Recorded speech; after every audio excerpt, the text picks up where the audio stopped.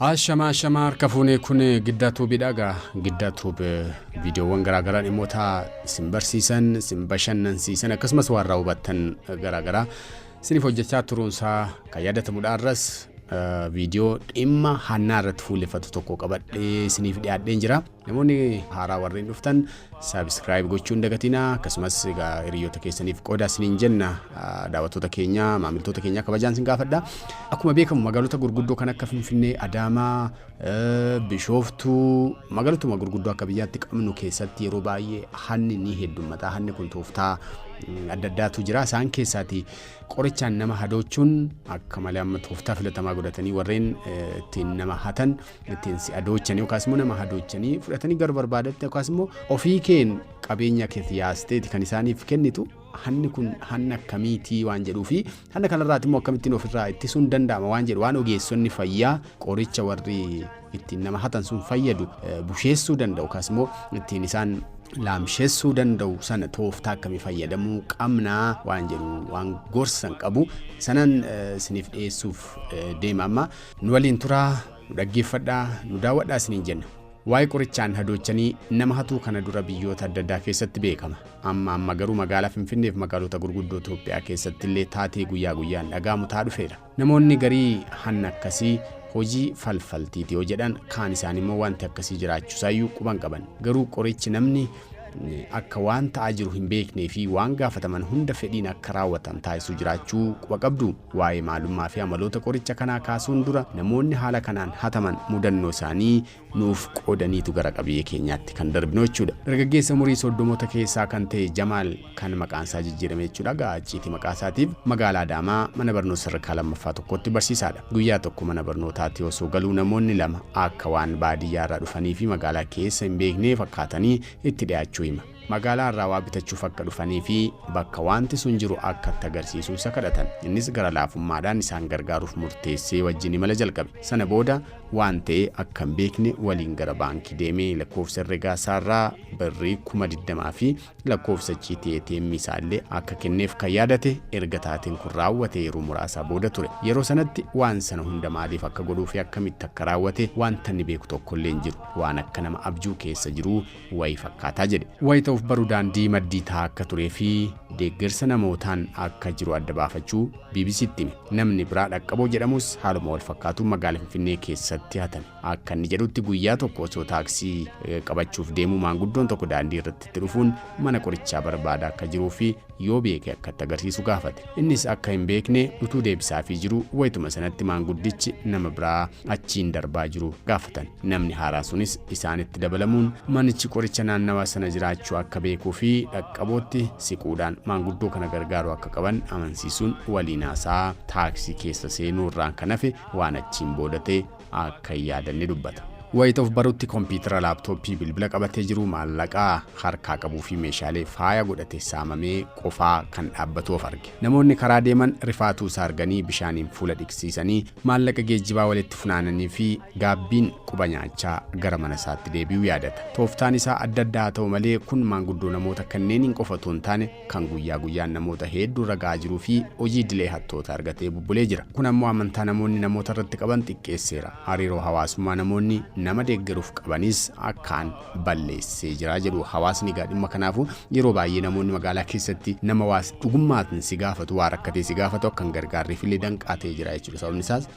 takka hatamtee jennaan nama kamuu hin amantu jechuudha waan ta'eef ofii qorichi sammuu nama hadoochuu hattoonni fayyadaman kun maali sammuu namaa waliin hariiroo akkamii qabaa waan jedhu immoo meesni faaqon dhimmoo kana irratti yaada kan kennan ogeessa yaala sammuu Firoomsaa Urgeessaa gosti qorichaa baala yookaan daakuu hattoonni ittiin nama hadoochanii saaman hedduu ta'us irra caalaatti kan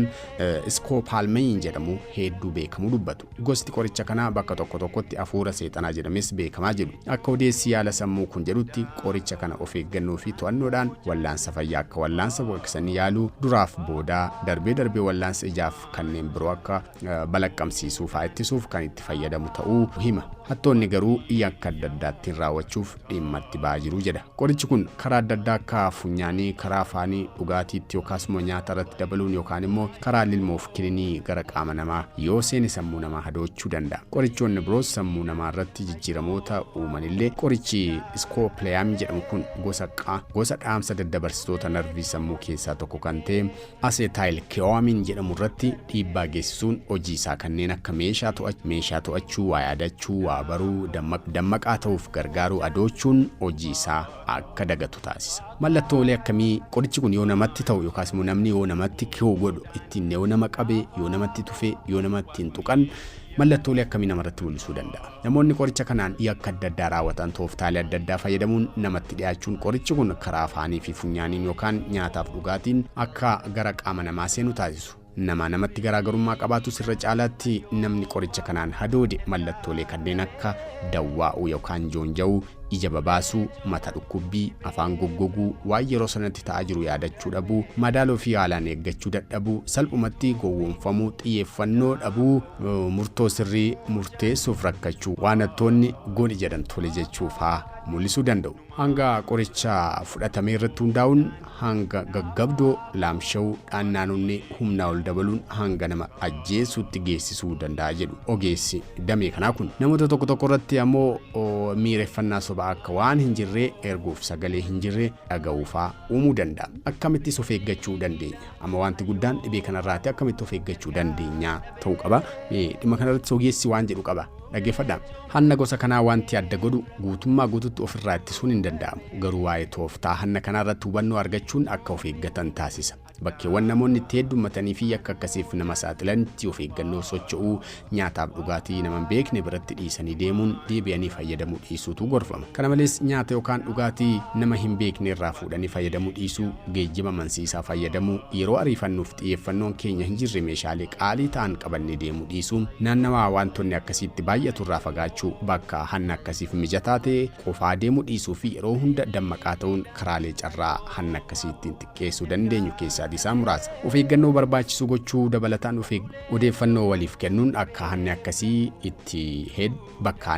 itti heddummatu eeruu kennuu fi qaamoleen nageenyaas to'annoo cimsuun mootummaanis yakkoota gurguddoo hannaa gudeeddii fi kanneen biroo haala kanaan raawwatamu irratti yeroon seera adabbii cimsuun yakkoota akkasii xiqqeessuun ni danda'ama. Yeroo wantoonni akkasii nama mudatu ammoo rifaatuu keessaa ba'anii of tasgabbeessuu fi gara mana yaalaa deemuun gaariidha jechuun gorsuu ogeessi yaalaa kun. Kabajamtoota daawwattoota keenyaa egaa qoricha kanarraatii odeeffannoowwan ga'aa kanneen argachuudhaan yookaas immoo hanna akkasiitiif saaxilamuu irraatii of baraanuu ni dandeenya. Kanaafuu odeeffannoo kana maatii keenyaan hageenyu, namoota hiriyoota keenyaan hafqoonnu, namoota biroollee hanna kanarraatii haa oolchinu jenna osoo dubbannu guyyaatti odeeffannoon kun yookaas immoo yakki hannaa kun akkaan babal'achaati kan inni oolu. Namni hedduun qabeenya isaa saamamaa oola. Kanaafuu odeeffannoo waliif haa qoodnu. Namoota hanna kana raawwatan immoo saaxiluu taafufnu. Waan nu daawwattaniif galatoomaa. Chaanalii kana subscribe godhaa. Hiriyoota keessaniif qoodaa. Ulfaadha.